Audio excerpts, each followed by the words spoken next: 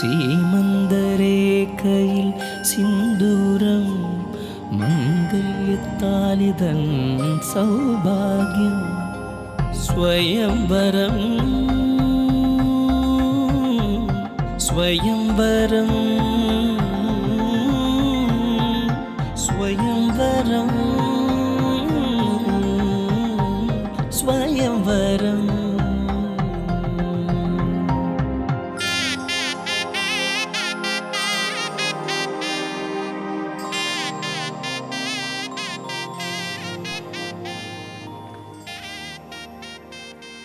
എല്ലാവർക്കും നമസ്കാരം. സ്വയംവരത്തിൻ്റെ ഇന്നത്തെ യാത്രയിൽ നമ്മൾ എത്തിയേക്കുന്നത് തിരുവല്ലയിലാണ്. ആൻഡ് ഇവിടെ നമ്മൾ മീറ്റ് ചെയ്യാൻ പോകുന്നത് the wonderful couple Panchami and Aneesh. ഈ കപ്പിളിന് ഒരു പ്രത്യേകതയുണ്ട്. പ്രത്യേകത എന്താണെന്നല്ലേ, നമുക്കെല്ലാവർക്കും വളരെ സുപരിചിതനായ മോഹൻ നായരൂർ ചേട്ടൻ നമ്മുടെ സീരിയലിലും സിനിമയിലും എല്ലാം കണ്ടിട്ടുണ്ട്. ചേട്ടൻ്റെ രണ്ടാമത്തെ മോളാണ് പഞ്ചമി. ഇതിനു മുമ്പ് ചേട്ടൻ്റെ മൂത്ത മോളായ പുഞ്ചിരിയുടെ കല്യാണ വിശേഷങ്ങൾ ചോദിക്കാൻ നമ്മളിവിടെ എത്തിയിരുന്നു. ഇപ്പോൾ ദാ നമ്മൾ ഒരിക്കൽ കൂടി എത്തിയേക്കുവാണ്. സോ നമുക്ക് പോയി ഇവരെ എല്ലാവരെയും മീറ്റ് ചെയ്യാം. സോ ഇന്ന് നമ്മൾ കപ്പിളിനെ മീറ്റ് ചെയ്യാൻ പോകുന്നതിന് മുമ്പായിട്ട് വളരെ സ്പെഷ്യലായിട്ട് ഒരു വ്യക്തിനെ മീറ്റ് ചെയ്യാൻ പോവാണ്. സ്പെഷ്യൽ എന്താണെന്ന് ചോദിച്ചാൽ, ഒരു സ്പെഷ്യാലിറ്റി നമ്മൾ സിനിമയിലും സീരിയലിലും എല്ലാം ഒരു പോപ്പുലർ ഫേസ് ആണ്. മറ്റൊരു സ്പെഷ്യാലിറ്റി എന്ന് പറയുന്നത്, നമ്മൾ ഇപ്പം വെഡ്ഡിങ് ബെൽസ് തുടങ്ങിയിട്ടും അല്ലെങ്കിൽ സ്വയംവരം തുടങ്ങിയിട്ടും ഒരു വീട്ടിലേക്ക് യൂഷ്വലി ഒരു കല്യാണം ചെയ്യാറേ പോവാറുള്ളൂ. പക്ഷേ ഇത് നമ്മൾ രണ്ടാമത്തെ പ്രാവശ്യമാണ് ഈ വീട്ടിൽ വന്ന് ഈ ഫാമിലി മെമ്പേഴ്സിനെ എല്ലാവരെയും പരിചയപ്പെടുന്നത്. ഞാൻ സസ്പെൻസ് വെക്കുന്നില്ല. ലെറ്റ്സ് മീറ്റ് മോഹൻ ചേട്ടൻ.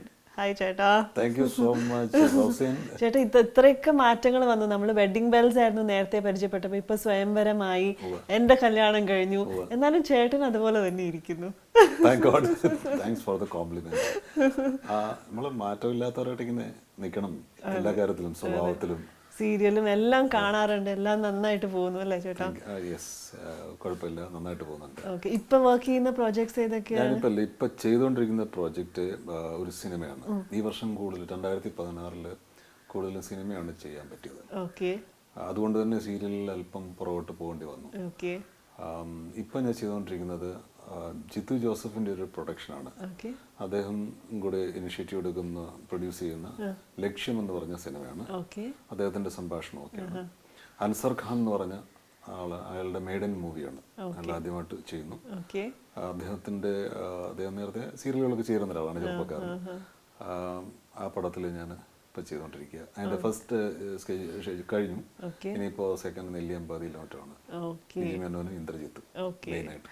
ബിസിയാണ്. അതിന്റെ ഇടയ്ക്ക് ഞങ്ങൾക്ക് കുറച്ച് സമയം തന്നു. താങ്ക് യു ചേട്ടാ. ഇപ്പൊ ഞാൻ ബിസി എന്ന് പറഞ്ഞ സിനിമയൊന്നും അല്ല. ഇപ്പോ എന്റെ രണ്ടാമത്തെ സെക്കൻഡ് ഡോട്ട് പഞ്ചമിയുടെ അനീഷിന്റെയും വെഡിങ് സംബന്ധിച്ചുള്ള ഒരു പിതാവിന്റെ സ്ഥാനത്ത് നിന്നുകൊണ്ടുള്ള സന്തോഷകരമായിട്ടുള്ള ബിസി. പുഞ്ചിരിയൊക്കെ സന്തോഷമായിട്ടിരിക്കുന്നു. പുഞ്ചിരി ഇപ്പോഴും പുഞ്ചിരിച്ചോണ്ട് തന്നെ സോ ഞാൻ ചേട്ടൻ പറഞ്ഞതുപോലെ തന്നെ പഞ്ചമിയുടെയും അനീഷിന്റെയും കല്യാണം കഴിഞ്ഞു. സോ ഭംഗിയായിട്ട് എല്ലാം നടന്നു. By the grace of God. തീർച്ചയായിട്ടും നമ്മൾ എത്ര എഫേർട്ട് ഇട്ടെന്ന് പറഞ്ഞാലും ഉയരങ്ങളിൽ നിന്നൊരു ബ്ലെസ്സിങ് ഇല്ല എന്നുണ്ടെങ്കിൽ, ഇപ്പോൾ ഫുഡ് അല്ലെങ്കിൽ കോസ്റ്റ്യൂം, ടൈം, ഒരു ബ്ലോക്ക്, ചെറിയൊരു ബ്ലോക്ക് പോലും നമ്മളുടെ എല്ലാം കുഴച്ചു കളയാം. ഇതൊക്കെ സിങ്ക്രണൈസ് ചെയ്തിരുന്നത് the spirit of God. I believe in that. Okay. So പഞ്ചമിനെ കുറിച്ച് എല്ലാവരും പറയുമെങ്കിലും no better person than parents അല്ലേ? ചേട്ടൻ തന്നെ പറയണം, പഞ്ചമിനെ കുറിച്ച് പറയൂ. സ്വന്തം മക്കളെ കുറിച്ചും സ്വന്തം ഭാര്യയെ കുറിച്ചും ഒക്കെ പറയുമ്പോഴേ അത് വാക്കുകൾ ഒരുപാട് സൂക്ഷിക്കണം. പ്രത്യേകിച്ച് ഒരു ഇത്തരം പോപ്പുലറായിട്ടൊരു ചാനലിലൊക്കെ വന്നിരുന്ന് പറയുമ്പോഴേ, ഞാൻ കുട്ടികളെ സിമ്പിളായിട്ട് വളരാനാണ് പഠിപ്പിച്ചിട്ടുള്ളത്.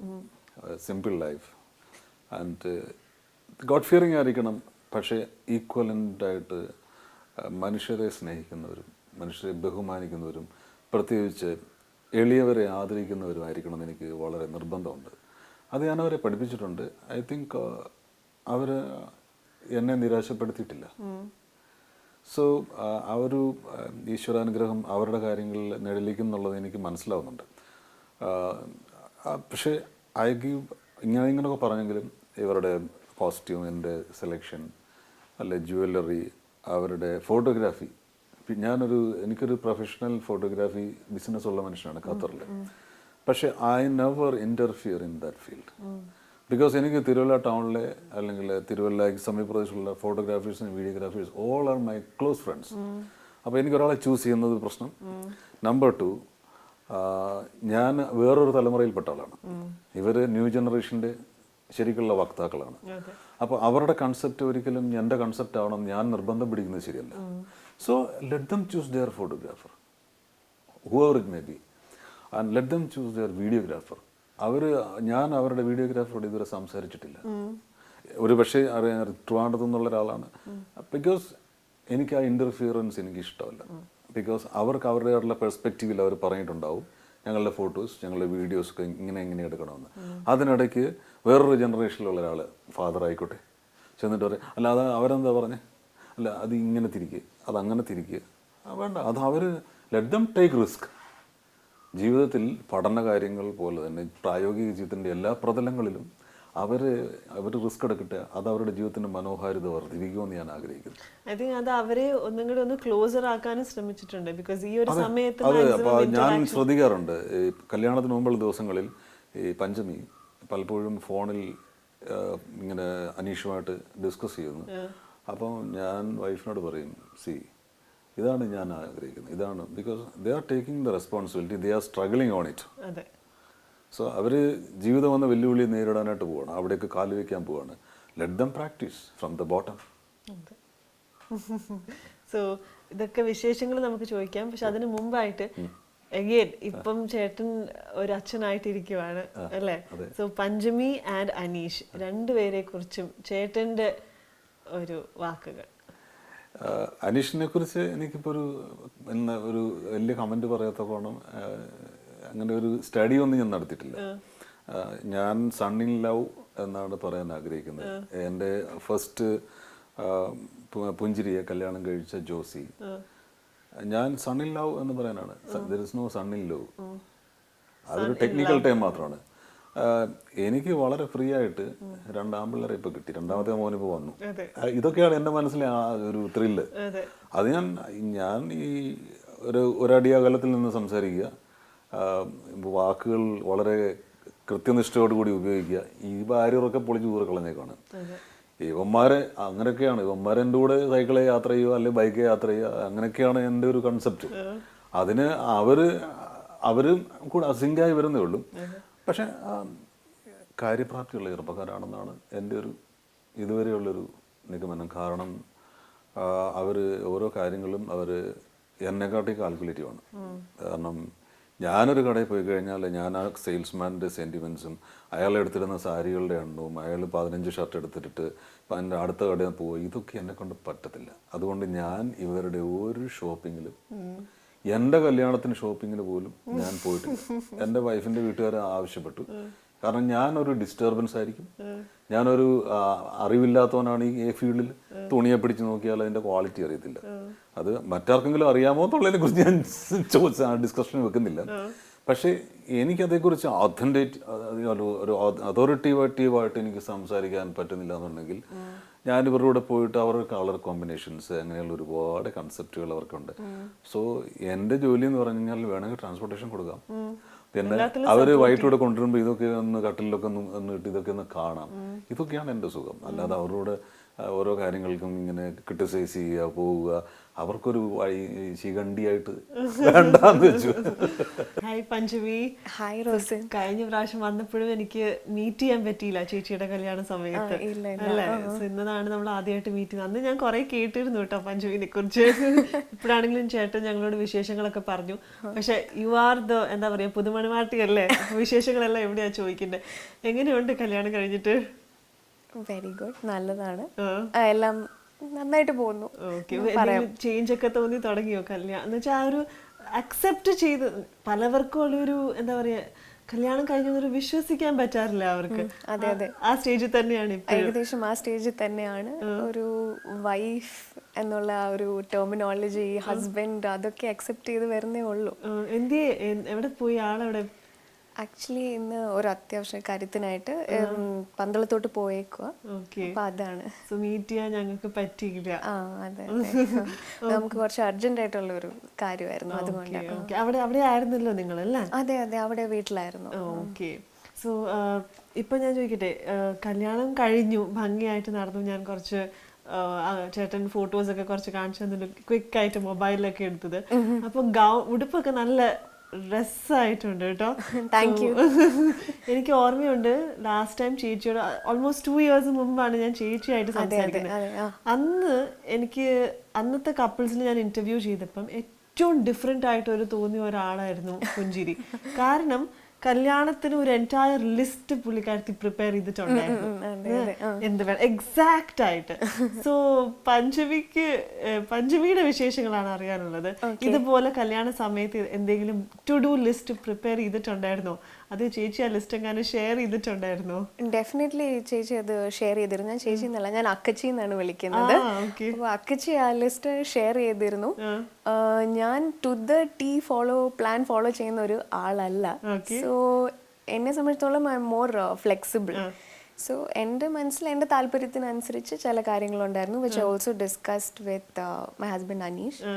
And then accordingly we planned out things how to do and all that.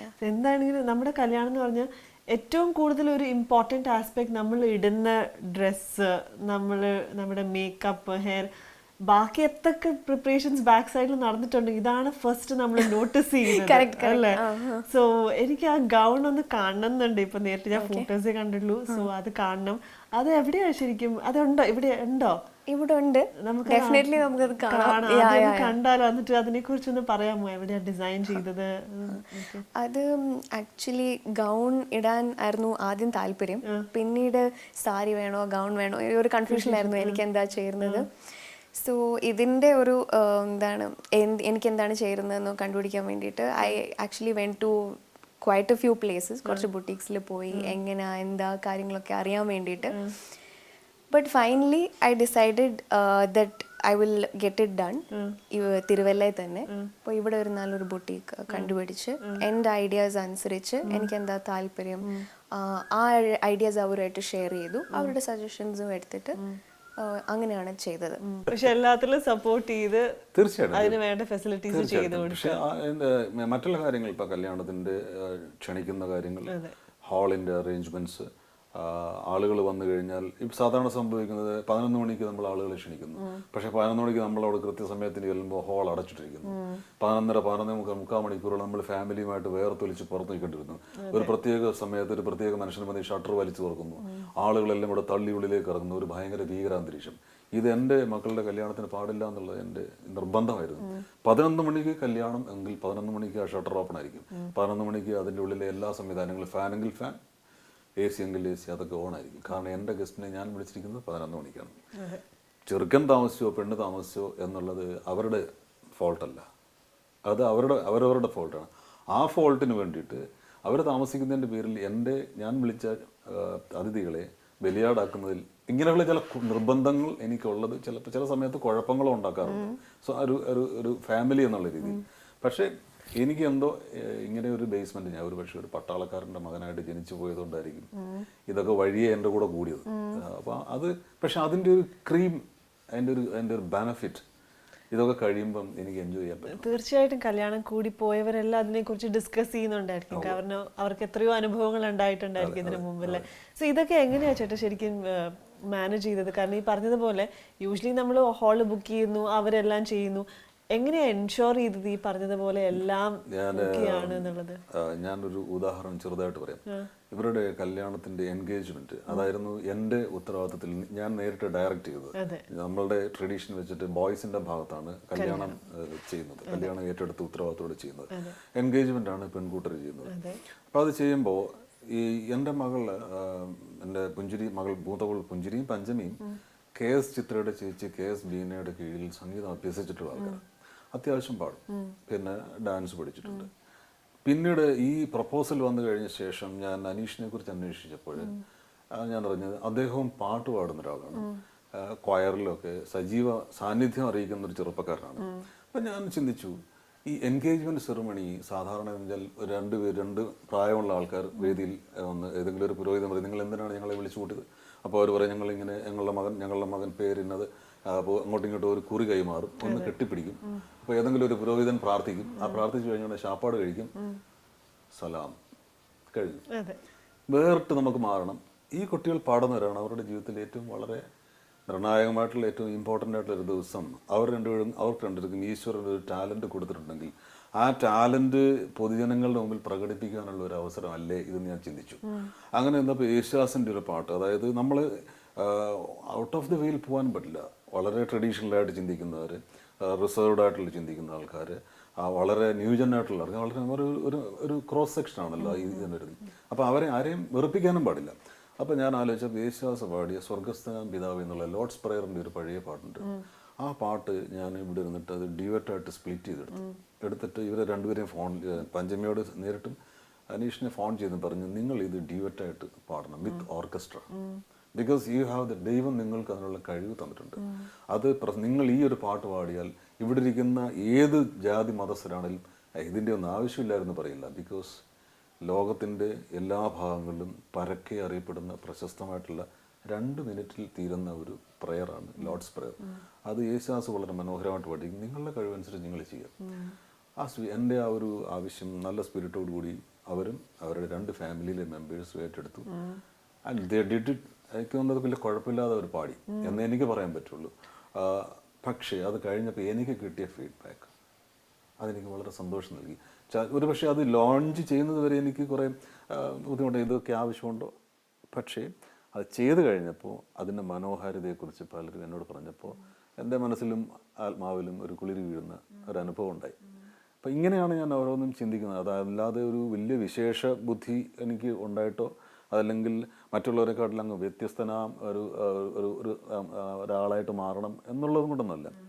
നമ്മൾക്ക് കിട്ടുന്ന പരിമിതമായിട്ടുള്ള ഒരു സ്പേസിൽ നമുക്ക് ചെയ്യാൻ പറ്റുന്ന, നിങ്ങളൊക്കെ ചെയ്യുന്ന പോലെ തന്നെ ഒരു എപ്പിസോഡിനകത്ത് നിങ്ങൾക്ക് ചെയ്യാൻ പറ്റുന്ന ഏറ്റവും നല്ല കാര്യങ്ങളാണല്ലോ നിങ്ങൾ ചെയ്യുന്നത്. അതുപോലെ എനിക്ക് കിട്ടുന്ന സ്പേസിൽ ഉചിതമായിട്ടുള്ള മറ്റുള്ളവർ പഴി പറയാത്ത രീതിയിൽ വൃത്തിയുള്ള കാര്യങ്ങൾ ചെയ്യാനായിട്ട്, അത് കൃത്യനിഷ്ഠയോട് ചെയ്യാനായിട്ടുള്ളൊരു ശ്രമം മാത്രം.